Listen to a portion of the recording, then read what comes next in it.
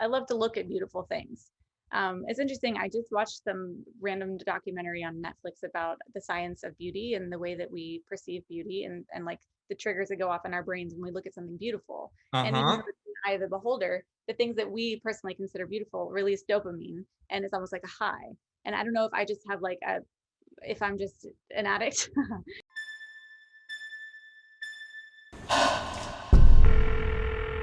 Hey bitch, Happy New Year. Hey, Lola. Where'd you go last night? You missed a hell of a party. It's kind of a blur.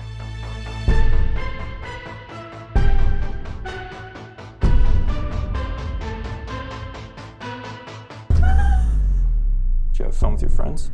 Something happened.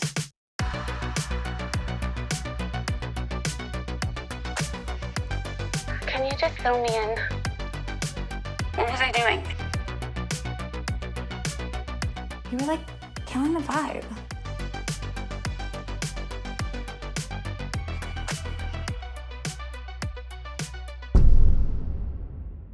There I'm you here. are. Sorry Well about that. done. Weird. I've never had that happen before. Sometimes it just needs a refresh or whatnot. Those things can be faulty. How you doing? I'm doing well. How about yourself? Good. Thanks for accommodating me and starting a little late. Oh, that's not a problem. I love your background. Very, very creative pillow there too. Thank you. Yeah, gotta have the color in my house. And that's a hell of a couch too. Thank you. It's featured in April Kills the Vibe, so seemed And, appropriate. and it fits your look too. I love the pigtails too. Is that something new for you? I honestly didn't have time to wash my hair, and this is my dirty hair look. Well, you turned into a style, so very well done. Thank you very much. Thank you. Yeah, just like me with the glasses too, forgot the contacts and there I am. Zoom days. Right. Totally. Where are you at, Bonnie? I'm at my home in Silver Lake. Oh, okay. Silver Lake. Very cool. I'm in Chicago, so Oh, nice. Cool. I yeah. love Chicago. I really judge a city by its food, and y'all have great food. No doubt about that. Any favorites here? Because this is a big food city. I went to some little what's it called? Like a gastropub where it's like fancy weird food where like things are they make like a foam that tastes like whatever, gastronomic. Okay. Yeah. It was like a Wow. fancy. I don't know. I've never tried it, so there you go. You got that on me. Science food, Well, there you go. Something different, right? Mhm. I have so many questions to ask you. I don't even know where to start technically because you had such an interesting career and life in general. I'm going to start with the film that you did. It seemed personal. Tell me about it. I thought it was very interesting, and there's a lot of commentary to be taken out of a 14-minute film that makes an impact. By while you watch it, it's significant every minute of it. Tell me what prompted you to come up with it, and was there like a personal connection to it, because it seemed like it would be. Yeah, this film was based on a true story, unfortunately. And I think it's a really relatable story. A lot of girls have had similar experiences, and it's part of a larger series that I want to do. It's actually based in the music industry, but I wanted to create a film that didn't rely on the ace up my sleeve that I'm a hit songwriter. So I based it on this terrible thing that happened to me years ago. I'm 9 years sober now, and it was very cathartic for me. I was kind of sitting around in quarantine thinking like, what do I want to say? And can I even direct or write? It was sort of an experiment. And Yeah. and I didn't expect to have any big revelations because I've had lots of therapy, and sexual assault is something that kind of sticks with you your whole life. But I felt like I had sort of worked through it. And then when I got into writing it, I uncovered a lot of different angles. So that's why it was important to me to play both characters, because I was really able to see both sides of it and sort of forgive the Lola in my life. So it was surprisingly Kind of an epiphany for me creating this film. Interesting. Did you hear any feedback from it, from friends, family, even just people who've seen it? I wonder what it is, especially people who have gone through something similar. I'd imagine this would be quite impactful. Definitely. I think that, the movie doesn't revolve around the actual sexual assault. It Mhm. revolves around the aftermath, which is the conversation that April has with her friend Lola. And I have been on both sides of that conversation. And it's hard in these situations because we don't always know the right thing to say. Right. Um, And we don't talk about the aftermath either. It's you talk about the event in itself, but the aftermath, that's when it starts, really. Yeah. And it's one of those things that's so difficult to prove unless you go straight to the police. Yeah. And so really you're left, the aftermath doesn't always look like going to the police or, seeking justice. It's really just like the interpersonal relationships and how it affects that, how people see you, how people judge you, how people cope with something terrible happening to someone, because the person that it happens to is not the only person that's affected. It really sends ripples throughout like a whole social scene and your family and everything else. So I wanted to take a look at the aftermath of that. I think now with more awareness that we've had in recent years, these kind of incidents could, I don't know, be phased out of society, or you think it's just like a evil in society that just it's hard to rid of, that's going to be around. I've been wondering that, thinking about it. The more we're aware now, and the more we talk about things like that weren't talked about maybe 10 years ago. Do you think this is something like that we could phase out of society? Like certain things we have, in the last decade. I'm kind of curious, or is it just like this deeply rooted thing in culture, that just for whatever reason sticks around? I think it's been around since the dawn of time, Yeah. and I think that it has to do with men in society feeling like they are privileged and have the right to do whatever they want, and women have always been second-class citizens. And I feel like that's so deeply ingrained in really every culture that I don't see that going anywhere anytime soon. Also, human nature. People are always going to do terrible things. People are always going to do selfish things, especially when there's drugs and alcohol involved. So unless everyone decided to stop drinking and doing stupid things, I mean, that's not the cause of it, but it certainly makes people, I feel like a lot of these types of things wouldn't happen without drugs and alcohol involved. But they do all the time. So I really don't have an answer for that. But no, I don't think it's going anywhere, sadly. But I think that the conversations about it are more prevalent. And, I think things have changed a lot in the workplace, and just kind of in the public eye. But the things that happen in the shadows, you can't always hold people accountable for that, especially when it's strangers, which a lot of times it can be. Yeah, and it's so complex too in a lot of ways, because like you mentioned, when there's alcohol involved and it muddies everything, and it just makes it difficult sometimes even for the victim to prove it. It's like, oh, they were just drunk or whatever. It's a scary thing. I could imagine it. And if women technically are the majority of it. I mean, it happens both ways, but women seem to be the prominent ones involved in that. And it just, yeah, I can't imagine, it's to talk something about that, as a guy. I've never thankfully been through anything like that, but how do you even talk about something like that? Even for your point of view, when it's so hard to understand, like I could never say that, like, oh, I understand what you've been through or anything like that, because I couldn't even imagine what it's like. I guess what I'm trying to. I do think that, as far as things changing, like you were saying or whatever, I think that in general, people are more aware of the idea of consent, which Yep. was not always a thing. True. Things like Girls Gone Wild in the 90s was like, all of those girls were inebriated and exploited, and they were just drunk and signed a waiver, and that wouldn't fly today. So I do think that if anything, it makes, especially in sort of date rape situations, I think that guys are thinking twice before they do anything, even if it seems consensual. It's like, well, how drunk are you? Are you going to remember this? Are you, everyone's terrified of being canceled.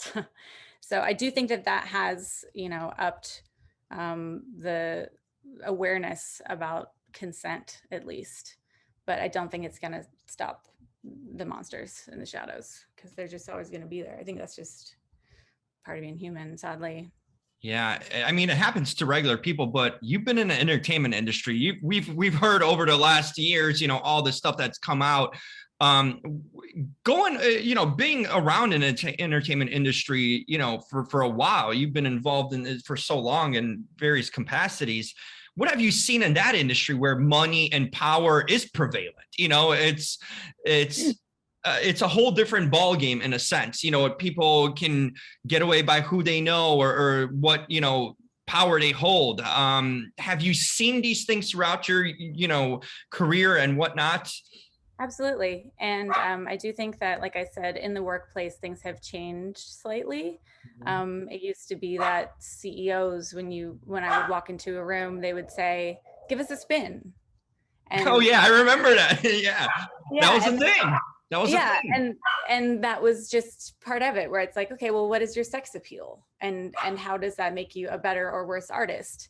And I feel like that is not a thing anymore, and people are so terrified again of being canceled that I think people behave themselves in the workplace. But in the studio, it's such an intimate experience. Writing a song with someone, you're talking about love, you're talking about sex, you're talking about loss, there's trauma bonding, there's all kinds of things. Like, you get really personal really quick. And when you're a girl in a room like that, if someone starts making you feel uncomfortable, there's no HR, there's no one to call to report them. Like, there's really no protection.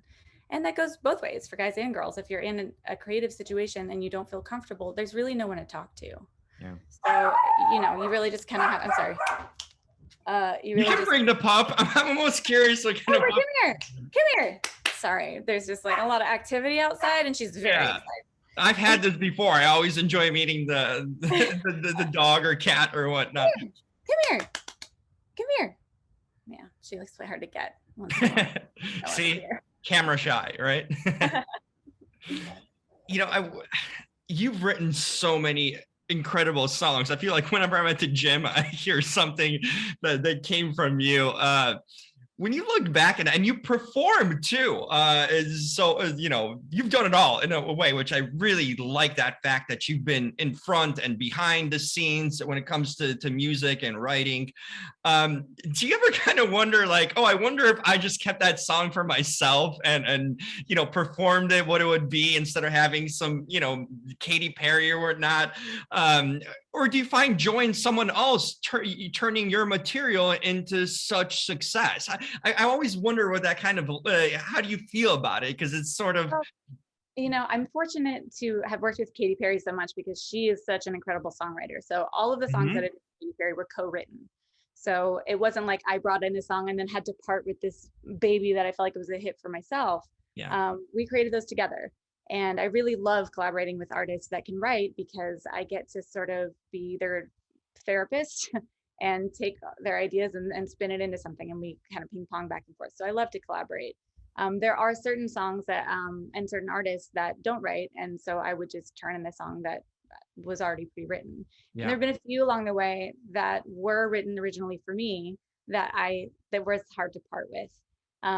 But you know, when you're a young songwriter trying to make a name, you really don't have a choice. I mean, you have a choice, but you have to get there. You have to, you know, make a few sacrifices along the way. Yeah. And it was worth it in the end. And also, at the end of the day, I'm full of great ideas. I can always write another song, you know? Where do these ideas come from? Because I mean, Tab, do you know when you're writing kind of a hit song, or it might be like, how does the feeling go into it? Because you've come up with so many different songs for different genres too, which is really cool about that. But do you have a feeling like, oh, I think this is going to be good, you know? Or are you also feeling like, oh, this goes to the wrong person, or the not person that might not turn it into what I envision?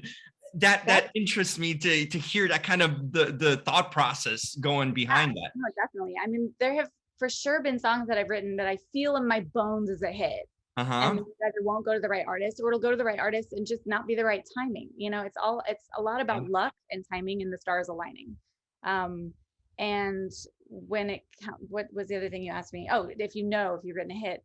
I mean, like I said, I felt like I did before and then it didn't turn out. But there was one time after we finished Teenage Dream, I was in the studio with Max Martin and we listened to the final mix. We were all sitting there and then Max turned to me and said, I wish I could bottle this feeling. And I said, what feeling is that? And he said, when you know you wrote a hit. And I was like, is that what this feels like? Because I had never had a hit before. So, I mean, there are certain songs where you just know. And I mean, I wrote one recently that I'm like, okay, this is going to go. And I'm in the right room with the right artist. And so I think that this actually has a chance. But then there are songs that I write by myself where I'm like, I know this is a hit, but I just don't know, you know? It's like when you're in the room with an artist, your odds go way up of it actually being a hit. I wonder what sort of like it being a fly in a wall in that room when you're collaborating with Katy or whoever else, you know, is there disagreements? Are you guys on the same page? Like, I wonder if it's almost like a boardroom type of feel. Like, what are these discussions when you're writing? Because I mean, it's every word means something and it could change the meaning. I could imagine there's so many different scenarios and things that could change if you're not on the same page. Is it usually pretty like, you know, you guys think the same wavelength? How do generally these rooms kind of go when you're writing a song? Well, some artists are more difficult to write with than others. Some artists are super stubborn. Some artists are really stuck on bad ideas and you have to talk them out of it. Yeah. But generally it's like, you know, I am in the service industry as a songwriter. I'm there to serve the artist. And so if they want to go with an idea that I don't agree with, then they win. They're, you know, I will do everything in my power to try to talk them out of something if I don't think it's right. But for the most part, I'm there to help their vision come to life. So.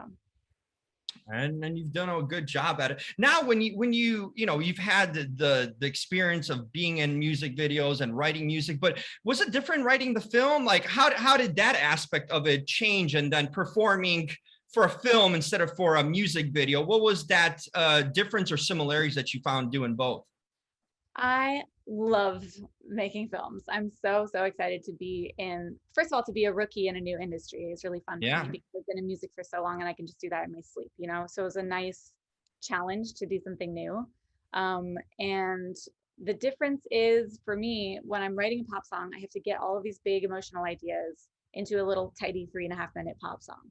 And that's a fun challenge. It's like a word puzzle or a Rubik's Cube or something. But when I write a script, I get to keep going. The story gets to keep going. And so I like the sort of long form storytelling. And as far as, you know, I've edited a lot of music videos in my day, and editing a film was a completely different experience because continuity matters. Yeah. And it doesn't as much in music videos. Music videos, you're just like in another world, you're in a fantasy. It's just like pick all the money shots and string them together, you know? And for this, like every turn, every look, everything has to line up perfectly. So I'm grateful that I had experience with editing so that when I shot it, I knew exactly what I would need to get from frame to frame. You're a jack of all trades. I mean, I do editing too. I totally get what you mean. You know, it's time consuming, but there's something exciting about it. Kind of piecing together. It gives you creativity, you know, to even create more from the editing. It's like that oddly satisfying thing, like when you watch oddly satisfying videos on the internet. It's like so satisfying to see it all put together in the end. Like it's really a labor of love to stitch things together. Because you kind of put it together and it could go so many different directions too. Just the one edit could change everything. You know, that's what when I talk to movie editors, like they're the ones that create the movie actually that we see. Because it could be such a different movie if they just make a few choices here and there. And so many times I've been on set of a music video, whether it's mine or someone else's, and then I'll see the edit and be like, I was there, I saw the money shots, I know they're there, and this editor didn't pick them, you know? So it really is also me being a control freak, where I just very, very particular about what I want to see. And I got tired of sitting next to editors and being like, can you move that? And can you blah, blah, blah? I'm like, just move over, I'll just do it myself. Yeah. You have the best vision and idea in your mind. It's creating something already. Also, you know, with the clips that you have, you're creating something new again. So wanted to ask you, and kind of before we wrap it up, you know, you've done so many things in the industry, writing, you know, everything, directing now. But what are some things you kind of, because all these things need inspiration, right? They need real life experiences. Like I always feel that like to be a good actor, performer, singer, like you need to live a life, that pain that you're trying to put into music when that comes from real life experiences. You can't fake these things. What are some of your like passions and hobbies that you like to do to kind of get away from the writing and creating, just in your free time to kind of clear your head that you enjoy other than, music work or film work? I really am passionate about interior design, and well, I can tell from the background there. And I set design the film as well. Wow. I'm a very visual person, so I love art. I love to go to museums. I love to look at beautiful things. It's interesting. I just watched some random documentary on Netflix about the science of beauty and the way that we perceive beauty and like the triggers that go off in our brains when we look at something beautiful. And even though it's in the eye of the beholder, the things that we personally consider beautiful release dopamine, and it's almost like a high. And I don't know if I just have if I'm just an addict, but like I love to look at beautiful things, and I love to surround myself with beautiful things. So I do a lot of interior design stuff. I love to travel. And also when it comes to inspiration, I just listen. When I go out, I listen to people in the grocery store line. I listen to people walking by. Because there's stories everywhere. And that was an epiphany I had in my early 20s where I was like, oh my God, the world is full of titles. And it's the same way for film and scripts, because everyone has a story to tell if you just listen. Oh, listening is the biggest key in life. If we just more listen in general, everything would be so much better. It's the toughest thing to do. Even like they always talk about for actors too, like the best actors are the ones who listen and react to that, and not just, jump the gun in a sense. And like you mentioned, kind of paying attention to life. That's like you're catching the slices of life all around you, Yeah. And there were many years where I worked myself to death. I mean, I am such a workaholic. And I would run out of steam and be like, why, like banging my head against the wall, like, why can't I come up with any ideas? And it's like, because I have to live. I have to get out and have experiences so I have something to write about. If I'm stuck in these four walls of my studio, I'm not going to have anything to say. So it's important to like get out and socialize and do things and feel things and get your heart broken and travel and whatever it is, because otherwise you run out of things to say. Yeah, because I guess you wouldn't have that much to write about if you had a white picket fence, 2 kids and a husband, and an idealistic family, right? I mean, they do a lot of that in Nashville, but even white picket fences have all kinds of stories behind them. Ah, well said. Wow, this was fun. I mean, I thought you did something really great and interesting with that film, and that's when you bring in real life to something, it always feels, you just know when it feels real. Like I said, I had to ask you how much was your experience. It just strikes you a different way, and I think you've always brought your personality and your experiences to your work, even if it's someone else doing that, and I think that's always so much more relatable and engaging, no question. Thank you, appreciate it. Oh, absolutely. Thank you for taking time. By the way, I'm like, some people just don't look as beautiful as in person as they do on like, those magic videos, like you said, and those money shots. You pull it off, even with pigtails. So. It's my dirty Pippi Longstocking. Totally. Totally.